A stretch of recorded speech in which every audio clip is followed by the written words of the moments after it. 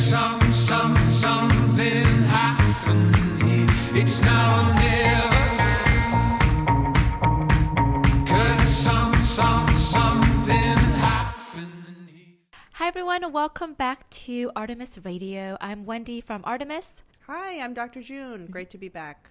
And so today we have a very, very serious issue that a lot of people ask about, which is sleep. So I cannot wait for Dr. June to enlighten us because I have trouble sleeping as well. And I didn't understand what the meaning of deep sleep was until now, to be honest with you. So let's get started. What is sleep? So sleep is our body's way of rebooting, resetting, Right. right? So it's stopping the momentum of the day, right? Trying to let our body restore and start anew. Right. So what happens when you cannot sleep? So is that the definition of insomnia, basically? Exactly. So insomnia is either having trouble falling asleep or staying asleep. Right. And would that be something that you develop slowly, or is it something that's very acute? It could either be, acute or chronic. Right. So a lot of times during stress, if there loss of a loved one, or if something happened in your life that was so out of the ordinary, that can create a situational insomnia. So maybe you just have this insomnia, this trouble sleeping, this trouble falling asleep for a few months, which can develop into a chronic issue. Sometimes I have patients that say, I haven't slept a wink in years. I know. Years. I know. And they forget what it is to have a good night's sleep. So what is the root cause of lack of quality sleep - insomnia? So stress and anxiety is usually a big thing. Sometimes it could be hormonal, especially for us women. If there's hormonal issues going around, menopausal, premenopausal women, or just actually women with irregular periods. Oh, wow, I didn't know Irregular that. periods can have trouble falling asleep because sleeping has to do a lot with hormones, with cortisol levels. Estrogen, progesterone plays a role, and that is a big thing. Sleep is a pretty intricate and complicated thing. I think we take it for granted We do. because we just go to sleep and we wake up and we think that that's kind of how it is, right? But we do notice that a lack of quality sleep leads to a lack of a quality day, right? When you go to work, you can't, you grab coffee morning and then, an hour later, and then it just becomes a routine that you depend on to kind of function throughout the day. I honestly stumbled on good sleep because you were helping me medicate my pelvic pain, and I was taking CBD for that. And for the first time in I think years, the second day I was pain managing for that, I had the best sleep. Right? I woke up and I was like, oh my gosh, it wasn't like, I can't even describe it. And it's like, I felt so relaxed when I woke up, and I didn't reach my coffee that day. I got up and was like, I'm ready for the day. And I have not felt that way in years. So I think that was what turned me on to sleep, because I was like, I was not really focusing on sleep when I was doing it. I was doing it for the pain. And after that, I'm like, how do I get this every day? Because it helped me function through my day because of that now. Right. So true restorative sleep is you have to go through the REM stages of dreaming. You have to go through those stages of sleep. And a lot of times when patients come to me, if they've had one bad night of sleep that, comes up to 2 months of bad sleep, 3 months, and then 1 year, the doctor might prescribe Ambien, like a sleep aid, or like a Lunesta to help you fall asleep and stay asleep.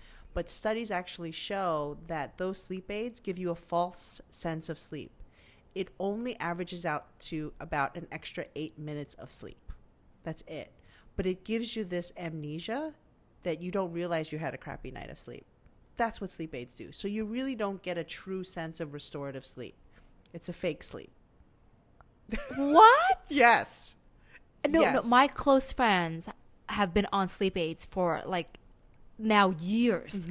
And still, they're like, I'm still not getting that sleep. Right. It doesn't feel well rested.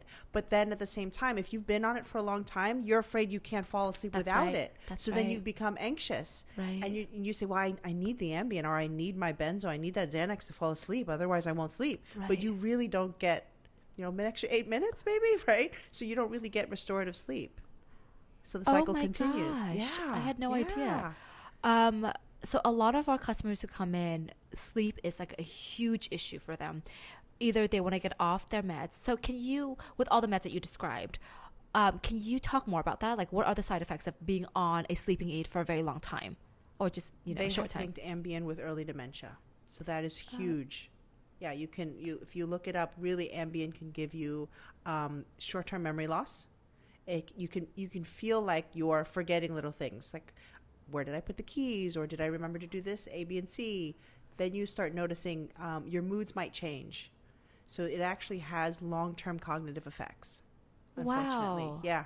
So if someone is on a sleeping aid and they want to switch over to more of a natural form, like a CBD or whatever it is, would you recommend them weaning off slowly, or like, because they're probably anxious of getting off of it because they're not getting the quality sleep that they need? Sure. Of course, you have to talk to your doctor before adjusting your meds. Your sleep aids, like Ambien, really are meant to be short-term use, 30 wow. days max. But oftentimes my colleagues, and I've done this before, I knew about it, is you just keep refilling the prescription. Right. Because the patient comes back and they're high functional, they're working, they're Right. moms, they're Professionals, highly successful people. yeah, exactly. They come to me and they say, I need to sleep, I need that refill, like Yeah. I can't function without sleeping. So you would gradually work out a program where you're integrating medical cannabis or CBD with your sleep aid, and slowly getting off and weaning it off. if the CBD works for Right, you. right. Yeah. So I read that CBD doesn't make you drowsy. Is that a true or kind of true statement? It depends on the person. Okay. And it depends on the amount you're taking. So sometimes small amounts of CBD are energizing, like we had mentioned Right. in our earlier episodes, and then a little bit more, if you're taking higher doses, it can be quite sedating and relaxing. Right. But would it make you drowsy? It might not make you drowsy. You might have to do another cannabinoid. Okay.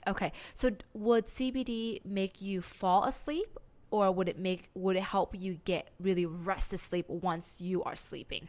That's a great delineation. So CBD, because it helps you with your nervous system, like we talked about in the previous episode, helps you feel more relaxed. It might help you stay asleep. Right. So if someone has trouble falling asleep, which that's me, how can this help? So there's other cannabinoids such as CBN or THC, THCA. Those other cannabinoids help patients fall asleep. So I heard that CBN is a stale version of THC. Yeah. It's like a very close cousin to THC then. So CBN is stale weed. So if you've had some, weed in your drawer that you've had forever and you're like, oh my God, I can't believe I still have this. Yeah. And you were to smoke it, you'll notice that you become very relaxed and very tired. Oh, interesting. So that's usually CBN. So that the weed has converted into CBN. Got it. Yeah. So if CBN is introduced into a tincture with CBD, that will help you fall asleep. Yes, Okay. exactly. And the indica strains, that's what they use in marketing terms. Indica is in the couch. Oh my right? It's God. very relaxing. So that's what you're sort of looking for. Yeah. Okay. So we have a tincture at the shop that is made just for sleep, and they formulated with CBN. Okay. I'm always curious. So to do that, are they adding CBN after they make their formula, or are you growing a plant? Are you growing a hemp plant that has that component in it already? What a great question. So the cannabinoids, there's over 100 cannabinoids. Right. Those cannabinoids include CBN. Right. Those cannabinoids include THC, THCA, CBD, CBG. So they are probably isolating so that the majority of their extraction results in greater CBN, which is sedating. Right. And then they're also probably adding, like I looked at that tincture bottle earlier when you showed me, they're probably adding terpenes that are relaxing. And we talked about in the previous episode, linalool, like lavender, myrcene. Those are very relaxing and sedating terpenes that help deliver the cannabinoids into your system and help relax you. You're like literally baking a cake. Like you need all of the components, right? To make sure that this cake fits the need that you have. Do you find that this is the future of the CBD world, where we're able to customize the formula or the plant, I guess, to make sure that it's fitting, your pain needs, your sleeping needs, and your stress relief needs?